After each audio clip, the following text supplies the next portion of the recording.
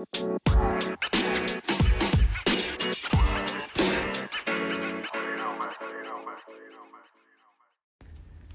to episode 30 of the Mile 62 podcast. I'm your host, Richard Elkins, coming to you from Austin, Texas. Boy, a very hot Austin, Texas right now. It's about 102 Fahrenheit. Went out for a long bike ride this morning, and it was a little bit cooler, and planned to go for a run this evening, but trying to fight the temperature. You know, we're in the hottest part of the summer right now in Texas.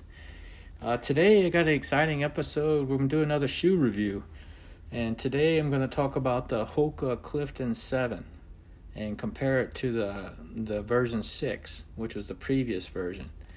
So I've been using Hoka Cliftons on the road since version 4. And you're probably wondering, well, you're a trail runner and it's a trail running podcast, and why are you talking about the Clifton?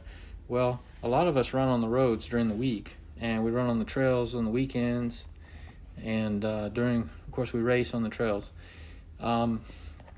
Clifton has been around for several years, and it's a real good shoe. It's a neutral shoe, and I have a lot of experience with it, and they keep improving it. In my opinion, from version 6, they really made it an outstanding shoe. Before that, it had some issues, and version 7 is even better. I've done about 30 miles on the version 7. I'm very happy with it. The biggest changes for the Hoka Clifton 7 is the upper. It's got a new engineered mesh upper, and the heel, it runs up a little bit higher, so it's covering your Achilles tendon. And they took off that pull hook that was sewn on before, and the shoe's weight about the same. The sole and the midsole, outer sole they call it, it's all the same. So the weight and everything is about the same.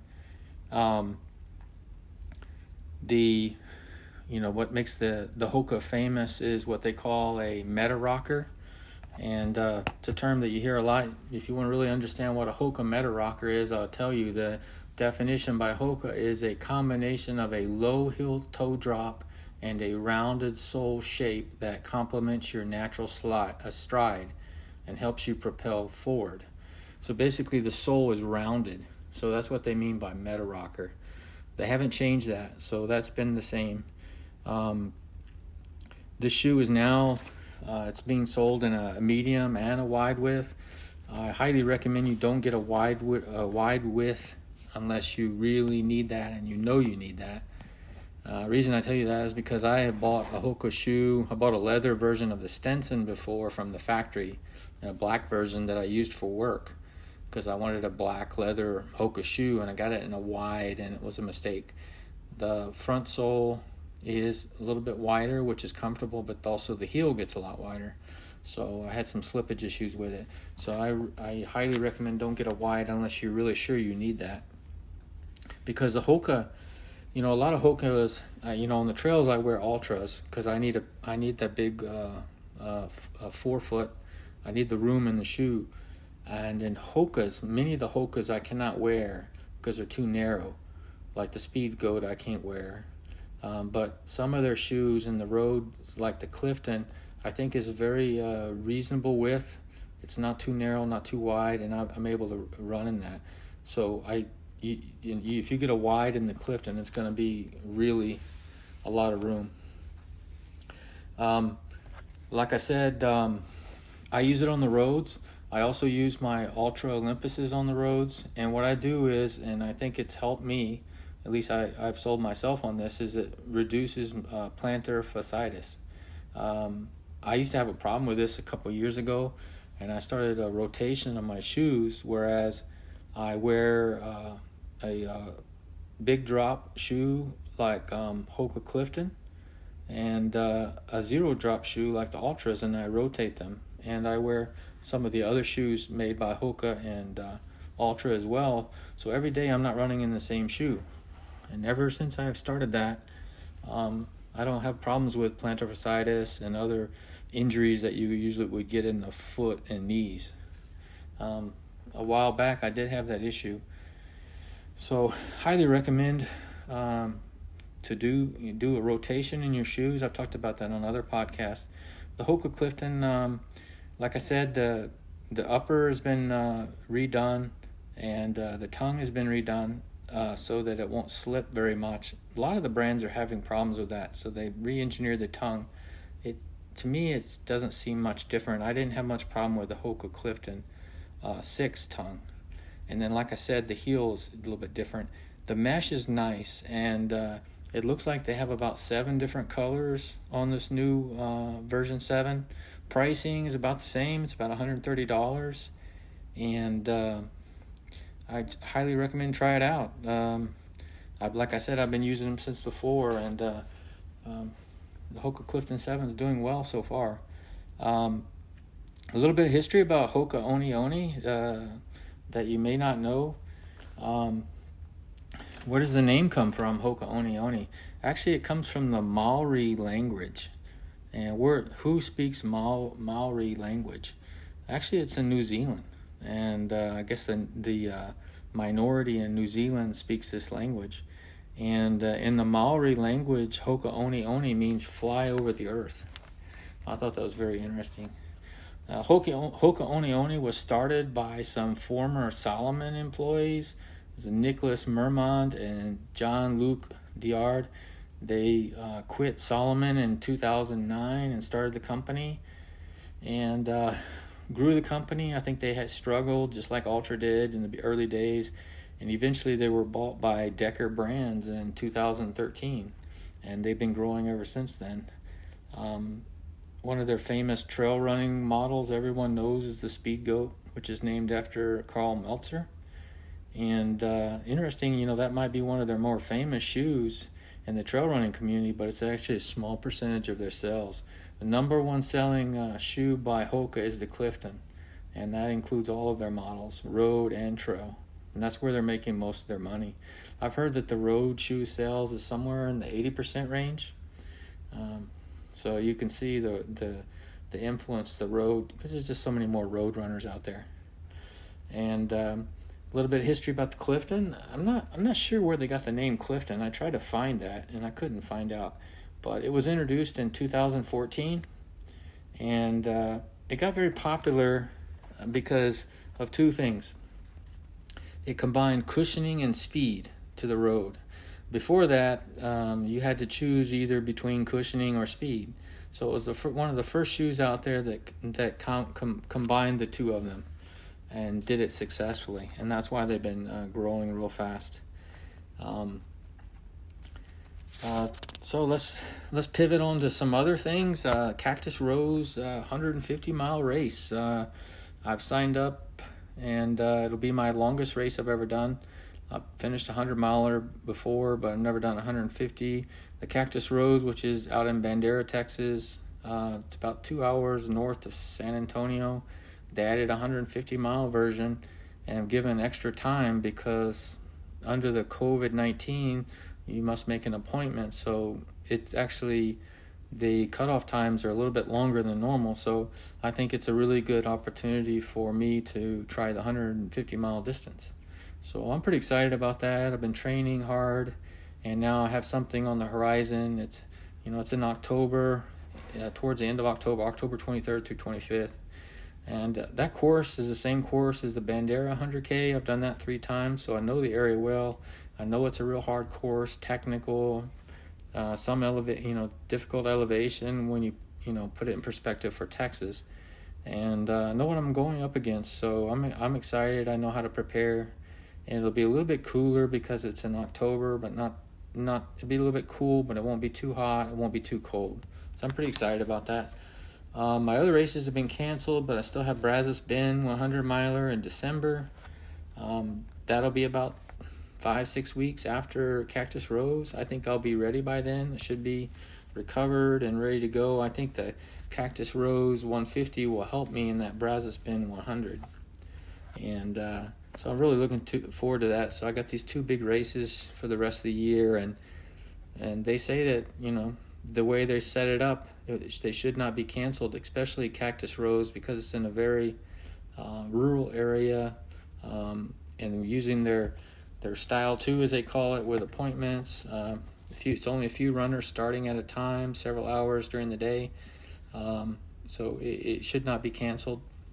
In Brazos Bend, the race director says it will not be canceled. They've got an agreement with the park, but then again, it's near Houston, so I think there's still some chance that could be canceled, but I'm going to stay optimistic and plan for it. Some follow-up on the Altra Olympus 4.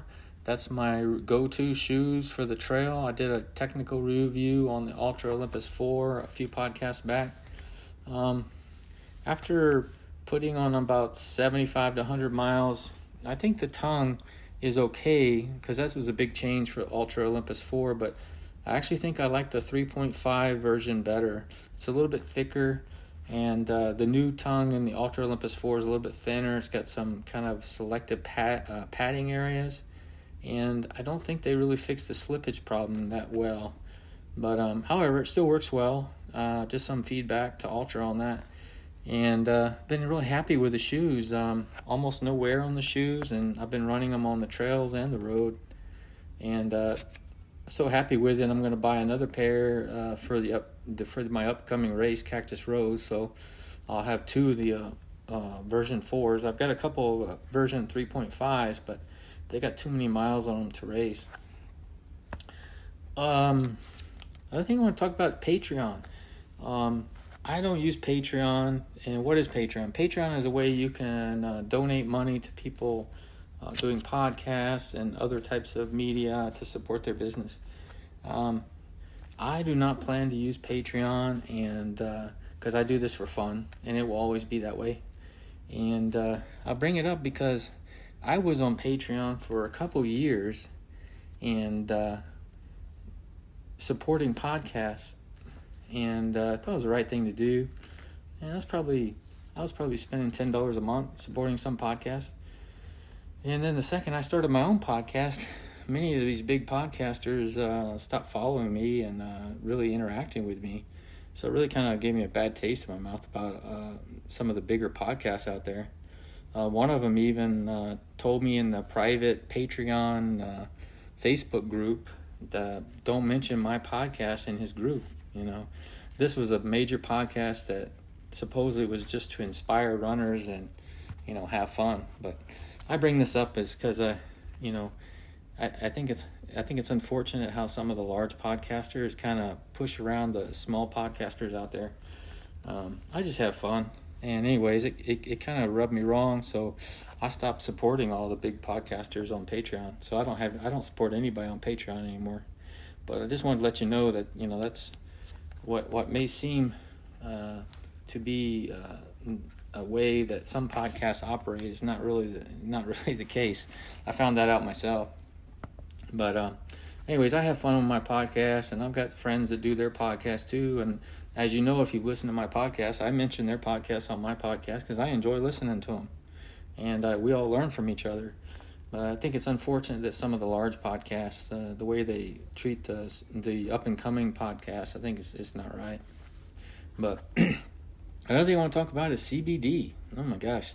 Everybody knows my philosophy on CBD. I guess I'm an old-school conservative. I was always against it, and I really think I lost a Hammer sponsorship one time because I refused to use that CBD product, because it comes from the marijuana plant. I know it doesn't have any THC, and it's just it's a cannabinoid chemical compound, and it's supposed to help with pain. Well, anyways, I've been not using it for a couple years, and so many of my friends are using it, and it's supposed to support arthritis, osteoporosis, and recovery. I bought some to try myself. And because, I have a problem with that. My recovery time is still too long. I'm sore the next day, and I want to try something different. And, I'm going to give it a try. So I'll let you know on future podcasts how it goes. And the interesting thing is I bought it from Hammer.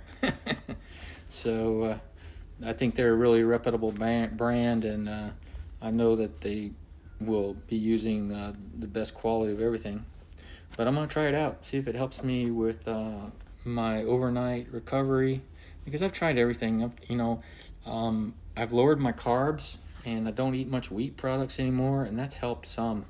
And so I'm pretty much vegetarian, and I don't do it just because of running. It's just my kind of what I like to eat, and that's helped. But lowering my carb intake, I eat carbs in the morning, but the rest of the day I don't eat much carbs at all. It's mostly protein. I also take in a lot of whey protein, mostly through shakes. So I try to get up into the 150 grams of protein per day, which is equivalent to what most people, nutritionists, say for my weight. I'm not giving nutritionist advice. I'm telling you what other people have told me, and that works best for me, and that's helped my recovery. But I'm also going to try this CBD. I've heard some good things about it, and we'll see how it goes. That's it for this podcast. Highly suggest you go out and try the Hoka Clifton 7s. I'm not sponsored by Hoka, but I'm a big fan of their road shoe and some of their trail running shoes. The Hoka Clifton 7s, a good shoe. And like I say on all my podcasts, if you got feedback for me, send it to runnerrwe@gmail.com, or you can contact me on Twitter or Instagram or Facebook. You can find me at runnerrwe. That's my call name on all the social media. And hope you have a good weekend running or cycling or enjoying adventure sports. And stay tuned for the next episode. But goodbye.